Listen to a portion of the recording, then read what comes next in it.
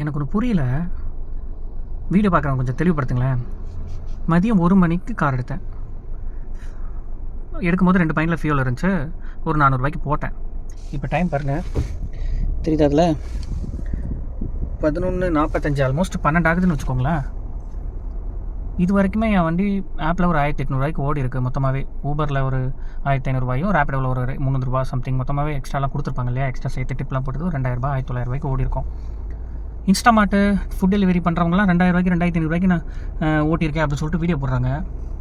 இந்த 12 மணி நேரத்தில் இவ்வளோ பீக் ஹவர்ஸில் என்னால் ஓட்டியே 2000 ரூபா தான் வருது, இன்க்ளூடிங் எக்ஸ்ட்ரா கொடுத்தே. இதுவே கெஞ்ச வேண்டியதாக இருக்குது சார். சடன் கார் சார், ஒரு 30 ரூபா சேர்த்து கொடுங்க, உங்களால் முடிஞ்சால் கொடுங்க, இல்லை நான் வரேன் அப்படின்னு சொல்லிட்டு தான் போயிட்டுருக்கேன். எல்லாத்தையும் கைண்டாக தான் கேட்குறேன், ரெக்வஸ்ட்டாக தான் கேட்குறேன், ஆர்டராக யாரையும் சொல்கிறது கிடையாது.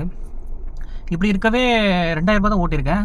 ஒரு 2 வீலர் வச்சுட்டு ஒரு 200 ஃபியூல் போட்டு எப்படி இந்த அளவு பண்ணுறாங்க எனக்கு புரியலையே. காலையில் ஒரு 400 ரூபாய்க்கு ஃபியூல் போட்டேன். இப்போ சிஎன்ஜி பங்கில் இப்போ தான் ஸ்டில் போட்டுட்டு வந்திருக்கேன். அதுலேயும் ஒரு பாயிண்ட் கம்மியாக இருக்குது. இப்போ ஒரு 300 ரூபாய்க்கு பிடிச்சிருக்கு. பேசாமல் காரை விற்றுட்டு 2 வீலர் வாங்கிட்டு ரேப்பிடோ அது மாதிரி ஓட்டலாமா? இந்த லட்சணத்தில் ஒருத்தன் இருக்கான் புதுசாக மார்க்கெட்டுக்கு வந்து, நம்ம யாத்திரைன்னு. அச்சிச்சோ, அவரா பயங்கரமான வராச்சே, அவரில் கொஞ்சம் ஜாக்கிரதையாக இருக்கும்.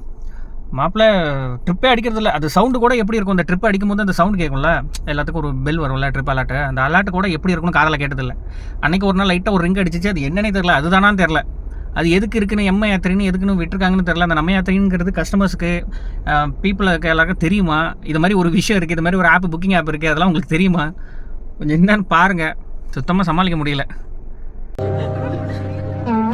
கொசுக்கடி இல்லாமல் நிம்மதியாக தூங்குங்க.